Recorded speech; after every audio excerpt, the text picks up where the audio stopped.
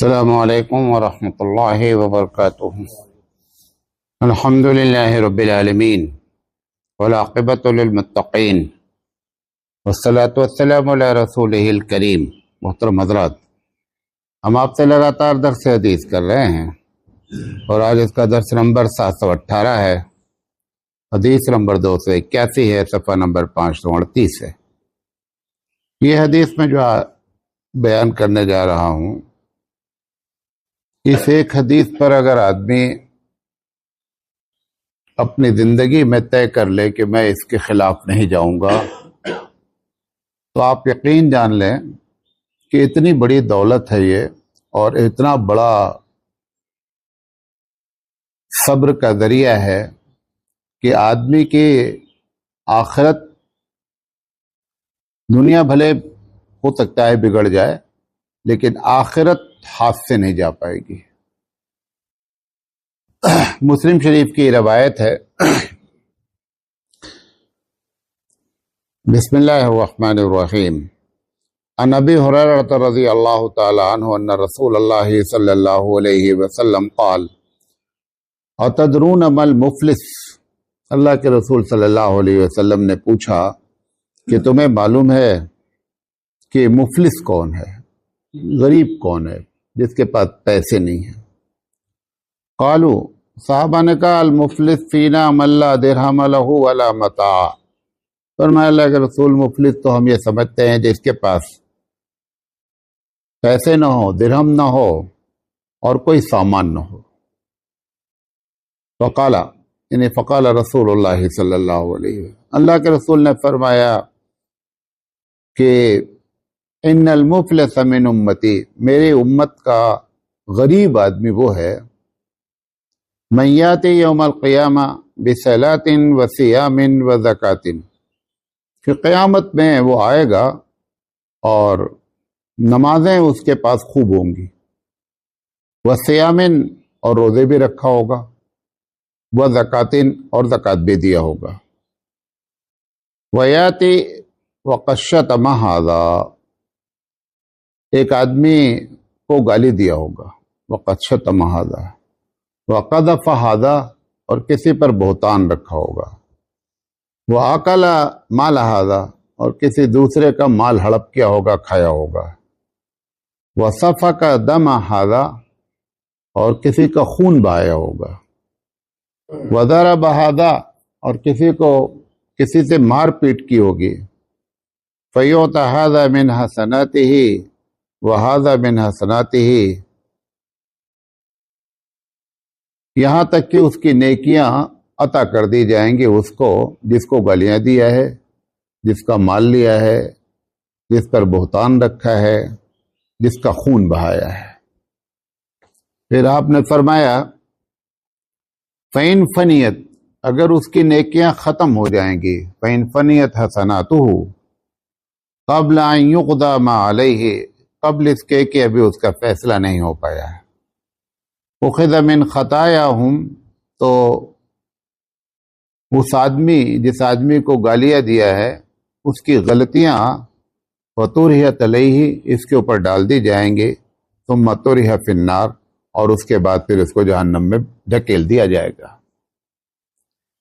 یہ آپ نے 12 حدیث سنی ہوگی۔ یہ 2 باتیں ہیں وہ بہت اہم ہیں۔ دیکھیں، ایک ہوتا ہے حقوق العباد اور ایک ہوتا ہے ٹیک لگا کے بیٹھیں گے تو نیند آئے گی۔ ہاں نہیں، وہ ہوتا ہے، وہ پارٹنر آپ کے ساتھ بیٹھا ہے، وہ سننے نہیں دیتا۔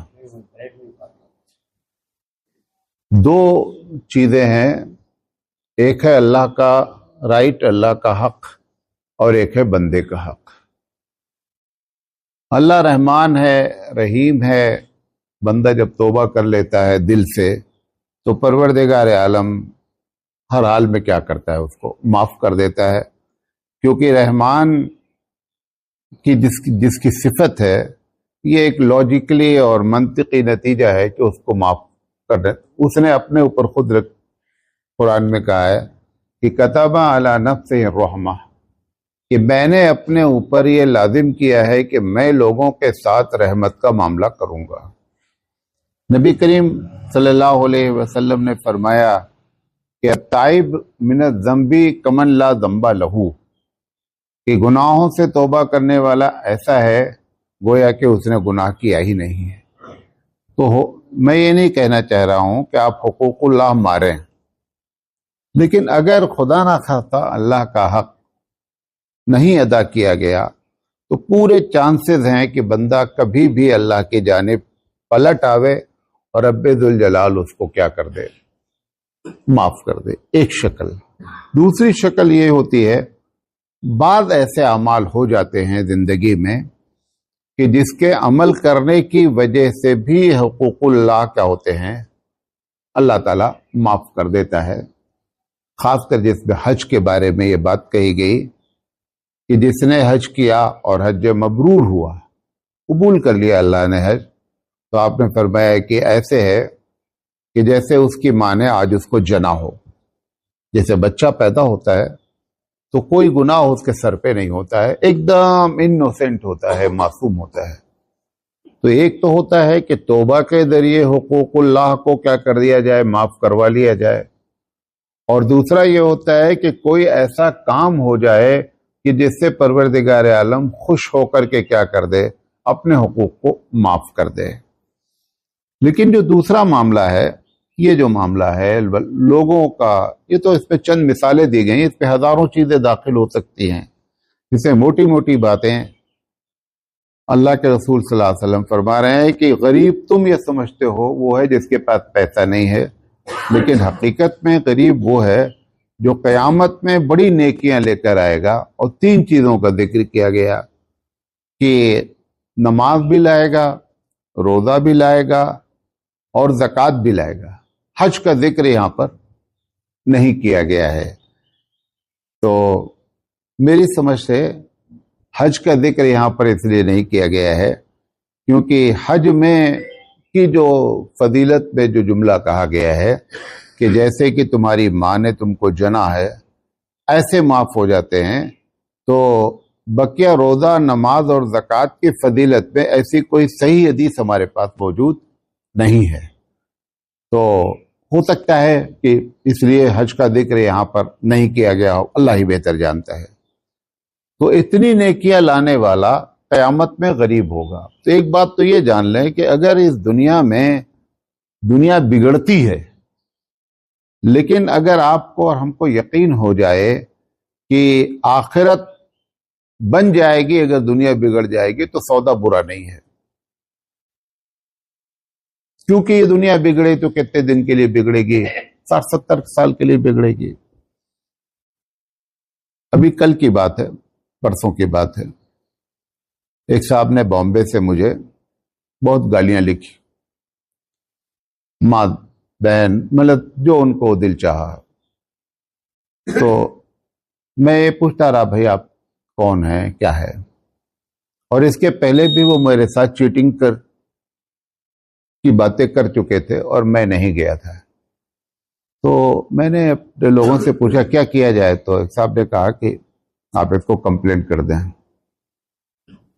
تو میں نے سوچا ہے نہیں، ان کو گالیاں دے لینے دو، ہم اس کو وہاں لے لیں گے، ہم آخرت میں لے لیں گے۔ میں نہیں گیا، حالانکہ اس پولیس اسٹیشن پہ اس سے میری جان پہچان بھی ہے، لیکن میں یہ سمجھ کر کے کہ میں نہیں جاؤں گا اور میں یہ اپنے اللہ پہ ڈال دیا۔ میں نے صرف ایک جملہ ان کو لکھ دیا کہ اس کے بعد وہ خاموش ہو گئے۔ میں چاہ رہا تھا اور گالیاں دیں وہ، کیونکہ جتنی گالیاں دیں گے اتنا آپ کو وہاں ان کی نیکیاں ملتی جائیں گی۔ اس لیے کبھی کبھی آپ نے غور کیا ہوگا کہ برائی کرنے والا بھی نیکیاں بھی کرتا ہے۔ تو قاری طیب علیہ الرحمہ سے یہ سوال پوچھا گیا جو وائس چانسلر تھے کہ حضرت یہ ہم کو بہت سے بریلوی علماء آپ کو کافر کہتے ہیں، گمراہ کہتے ہیں، گالیاں دیتے ہیں، لیکن نماز روزہ بھی کرتے ہیں، روزہ نماز بھی کرتے ہیں۔ قاری طیب علیہ الرحمہ تو بہت بڑے فلسفی تھے اور حاضر جواب تھے۔ تو قاری صاحب نے کہا کہ اگر وہ نیکی نہیں کریں گے تو ان گالیوں کے بدلے میں ہم کو نیکی دیں گے کیسے وہ آخرت میں؟ تو یہ اللہ تعالیٰ ان سے نیکیاں کرواتا ہے تاکہ ان کے پاس ٹرانسفر کرنے کے لیے کوئی چیز موجود رہے. تو یہ میں اس پر جو صبر کرتا ہوں، یا میں بھی گالیاں دے سکتا ہوں، مجھے بھی گالیاں دینا آتا ہے، لیکن میں یہ سمجھ کر کے کہ نہیں یہ وہاں ٹرانسفر ہو جائے نیکی، کیونکہ بہت زیادہ ہر آدمی کو اس بات پہ سمجھنا چاہیے کہ میں اتنا نیک تو نہیں ہوں کہ اپنی نیکی کی بنیاد پر ہم جنت میں چلے جائیں. لیکن یہ بھی ایک ذریعہ ہے کہ آپ کو اللہ تعالیٰ جنت میں داخل کرنا چاہتا ہے، اور آپ کے پاس اتنا بیلنس نہیں ہے کہ آپ جنت پہ داخل ہو جائیں، لہذا ٹرانسفر کروائے گا وہاں. بہت سی نیکیاں ٹرانسفر ہوں گی. تو اگر ایسا ہو جائے تو برا نہیں ہے. تو میں نہیں گیا کمپلینٹ کرنے، حالانکہ میں نے صرف اتنا لکھ دیا کہ نبی ہمیشہ گالی کھاتا ہے. آپ دیکھیں پوری لائف نبی کریم صلی اللہ علیہ وسلم کی کہ آپ نے کبھی کسی گالی والے کو پلٹ کر گالی نہیں دیا. یہ ہم کہہ رہے ہیں، یہ بات نہیں ہے، یہ دشمنوں نے بھی کہا ہے. جو اللہ کے رسول کے جان کے دشمن تھے وہ بھی یہ جملہ بولتے رہے کہ آپ نے کبھی جو ہے نا پلٹ کر گالی نہیں دی. تو جب کبھی کوئی آپ کو گالی دے تو یہ آپ یہ سمجھ کر کے خاموش ہو جائیے کہ اس کی نیکی ہم کو ٹرانسفر ہو جائے گی. ایک تو فائدہ یہ ہوگا کہ جو آپ نے سودا کیا آپ نے اللہ سے برا نہیں کیا، اچھا سودا کیا. اور دوسرا، سامنے والا اب زیادہ بول نہیں پائے گا. سامنے والے کو بولنے کا موقع ہی اس وقت ملتا ہے جب گالی کے بدلے میں ہم بھی کیا کرتے ہیں، گالی دیتے ہیں. تو میں نے صرف ایک جملہ لکھ دیا ہے کہ ہم نبی کی پارٹی کے آدمی ہیں، لہذا وہ گالی کھاتے ہیں، اور آپ کو جتنا گالی دینا ہو وہ گالیاں دے لیں آپ، میں کچھ بھی جواب نہیں دوں گا. حالانکہ میں نہ جاتا کمپلینٹ کرنے، گالی تو میں دے ہی سکتا تھا، فون پر ہم بھی گالی دیتے تھے جیسے آپ گالی دے رہے تھے. لیکن میں نے پھر یہ طے کر لیا کہ نہیں، میں کچھ نہیں بولوں گا، ان کو گالیاں دینے دو. پھر میں نے ان کو لکھا کہ آپ نے گالیاں بند کر دی ایک دم. یہ بھی لکھا میں نے آخر جب دیکھا ایک دن گالیاں نہیں آئیں تو میں نے لکھا کہ آپ نے گالیاں ایک دم بند کر دی، کچھ بھی جواب نہیں دیا. دیکھیں دو فائدہ ہوا. ایک تو لیکن میں ایسے لوگوں کو آپ معاف نہیں کریں. ایسے لوگوں کو معاف کیوں؟ آپ کا اکاؤنٹ جب چالو ہو رہا ہے تو آپ کیوں معاف کرنا چاہتے ہیں؟ ایسے لوگوں کو معاف نہیں کریں جس نے ظلم کیا ہے.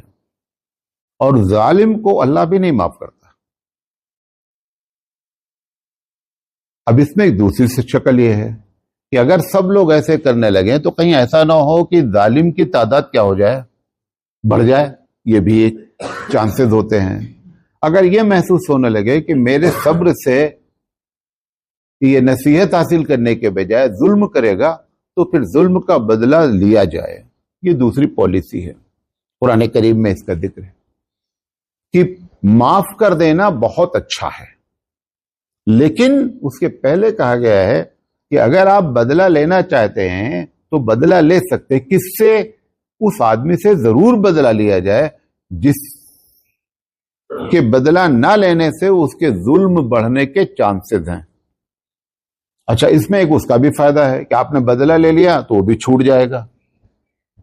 اس کے لیے بھی برا نہیں ہوا ہے، برا نہیں ہوا ہے. اور ظالم، اس حدیث میں ظالم کے لیے بھی نصیحت آ گئی. اگر ہم نے کسی کو گالی دے دی اور اس نے پلٹ کر ہم کو گالی دے دیا تو خوش ہو جانا چاہیے کہ چلو یار، اوپر جو ہمارا اکاؤنٹ ٹرانسفر ہونا تھا اس سے ہم بچ گئے، اور اوپر جو ہماری پکڑ ہونی تھی اس سے بھی ہم بچ گئے. تو ناراض نہیں ہو اس پہ. کسی گالی کے بدلے میں آپ کو گالی مل گئی ہے تو آپ خوش ہو کہ چلو برابر ہو گیا معاملہ، اوپر سے بچ گئے. آپ نے کسی کا ناجائز قبضہ کر رکھا ہے، کسی کی پراپرٹی، اگر وہ کیس آپ ہار گئے اور واقعی میں آپ نے قبضہ کر رکھا تو اس میں آپ پریشان کیوں ہو رہے ہیں؟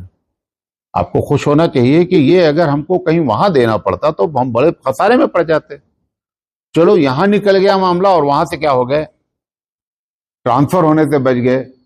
یہ بھی ابھی چانسز ہیں کہ جو تم نے ستایا ہے، بھلے تمہارا پلاٹ اس کو چلا گیا جس کا حق تھا، پھر بھی ابھی پکڑنے کے چانسز، لیکن اکاؤنٹ سے نیکی ٹرانسفر ہونے کے چانسز کم ہیں. تو دونوں کو بیک وقت اس حدیث نے کیا کر دیا، نصیحت دے دیا کہ اگر ہمارے ساتھ ظالم کے ساتھ کوئی برابر کا معاملہ کر لیا تو اس کو خوش ہونا چاہیے کہ ہم اوپر اپنی نیکی کے ٹرانسفر ہونے سے کیا ہو گئے، بچ گئے، اس میں کوئی برا سودا نہیں ہوا ہے۔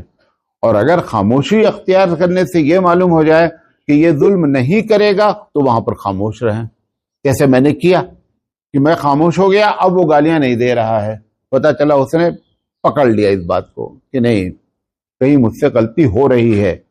تو اگر یہ محسوس ہو گیا ہے تب اسلام کی پالیسی کیا ہے کہ پھر ایسے آدمی سے آپ کیا کریں، صبر کریں، چھوڑ دیں۔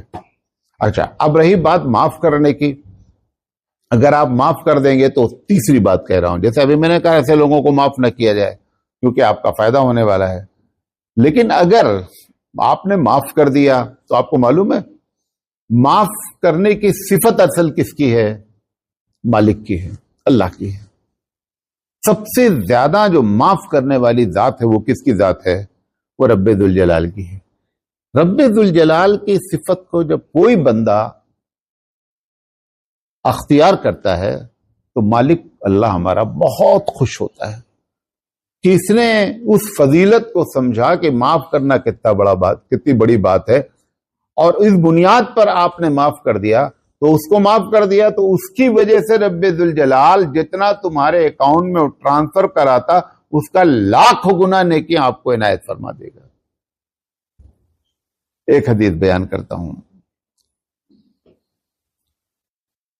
قیامت میں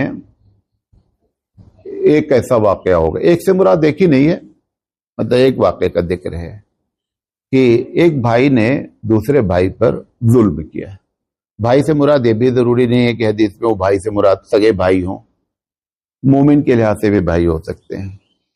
تو اللہ تعالیٰ اس سے کہے گا کہ وہ اپنا کمپلین کرے گا کہ اللہ اس نے مجھے، جیسے یہاں ہو رہا ہے کہ مجھ سے بہت زیادہ میرے ساتھ ظلم زیادتی ہوئی، تو اللہ تعالیٰ کہے گا کہ دو شکل ہے، ایک شکل یہ ہے کہ آپ اس کو معاف کر دیں اور ہم اس کے بدلے میں تم کو جنت دے دیتے ہیں، اور دوسری شکل یہ ہے کہ آپ اپنا بدلہ لے لیں، آپ کو اختیار ہے۔ آج وہاں بدلہ لے کے فائدہ کیا ہوگا؟ اگر اللہ تعالیٰ یہ کہہ دیا کہ تم کو اس کے بدلے میں جنت دے دیتا ہوں تو اس سے اسی کے لیے تو ساری تگ و دو ہے، ساری کوششیں جو کچھ بھی ہم کر رہے ہیں۔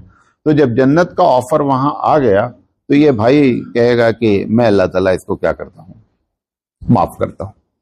جب اللہ تعالیٰ سے وہ کہے گا کہ میں اس کو معاف کر دیتا ہوں تو اللہ تعالیٰ اس کو اس کے بدلے میں نیکی دے دے گا اور جنت میں داخل کر دے گا۔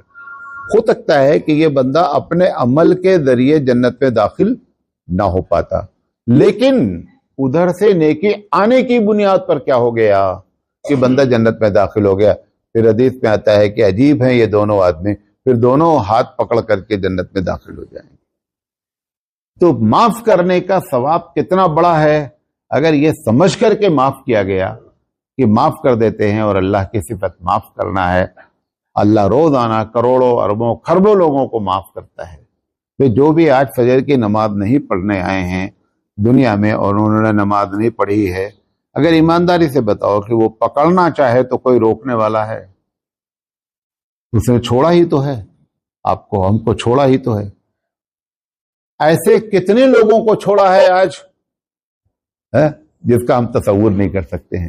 لہذا تیسری شکل یہ ہے کہ اگر معاف کریں تو بھی اللہ تعالیٰ کے جو صفت معاف کرنے کی ہے نا اس کو نیت کر کے اختیار کر کے کریں، اور ان سب میں آپ کو یہ بھی بات بتائیں شعور کے ساتھ کام کریں۔ شعور سمجھتے ہیں سینس کے ساتھ۔ یہ جو آپ دیکھتے ہیں، ایک بات ضمنی طور پر آگے بتا دے رہا ہوں ایک جملے میں، یہ جو آپ دیکھتے ہیں کہ نماز میں ہم آتے ہیں، اب آپ کو ایک مرتبہ 2 مرتبہ 5 مرتبہ 10 مرتبہ یہ بتایا گیا ہے کہ نماز پڑھنے کا طریقہ کیا ہے۔ ایک بڑی تعداد کو معلوم ہے کہ ہاتھ کیسے اٹھانا چاہیے، رکوع کیسے کرنا چاہیے، سجدہ کیسے کرنا چاہیے، اس کے باوجود بھی وہ سب میں کیا کرتا ہے نماز پڑھنے کے لیے؟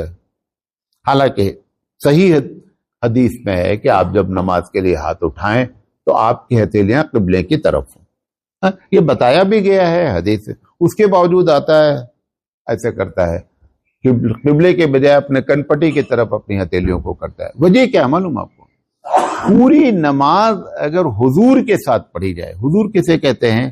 حاضر ہو کر کے پڑھی جائے، تو یہ کیفیت نہیں ہوگی جو کیفیت ہو رہی کہ سجدے میں غلطی کر رہے ہیں، رکوع میں غلطی کر رہے ہیں، ہاتھ اٹھانے میں غلطی کر رہے ہیں. شعور کے ساتھ جو لوگ نماز پڑھتے ہیں وہ ساری چیزوں کو کیا کرتے ہیں؟ سنت کے مطابق ادا کرتے ہیں، اور وہی مقصود ہے. ایسے ہی آپ معاف، تینوں باتیں ہیں. اگر آپ خاموش رہنا چاہتے ہیں تو بھی شعور کے ساتھ خاموش ہیں. مجبوری کی بنیاد پر خاموش نہیں رہیں، نہیں میں اس کا اکاؤنٹ مجھے مل جائے گا اس لیے میں خاموش ہوں. معاف کرنا چاہتے ہیں تو بھی شعور کے ساتھ معاف کریں کہ میرے اللہ کو معاف کرنا بہت زیادہ پسند ہے، اس بنیاد پر معاف کریں. اور اگر بدلہ لینا چاہتے ہیں تو بھی شعور کے ساتھ کہ ہمارے رب نے کہا ہے کہ اگر ظلم بڑھنے کے چانسز ہیں تو بدلہ لیا جائے. تو یہ تینوں کیفیت جو ہے وہ شعور کے ساتھ ہونی چاہیے. تو یہ حدیث بہت بڑی دولت ہے.